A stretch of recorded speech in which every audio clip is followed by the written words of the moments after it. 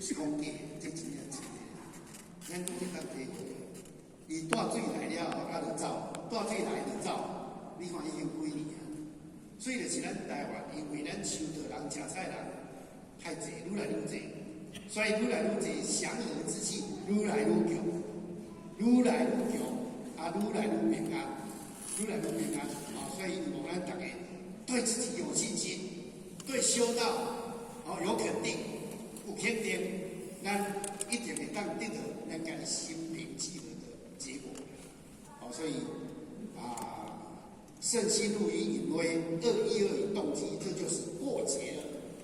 咱有信心不离因迷，伊有的动机，就是要使祥和之气伫咱的心中产生，咱自然过节，接过节，安尼好无？好，谢谢。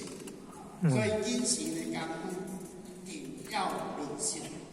反省地个道歉会，反省地个道歉会，外国师自省觉悟是修道第一步，自省觉悟是第一步。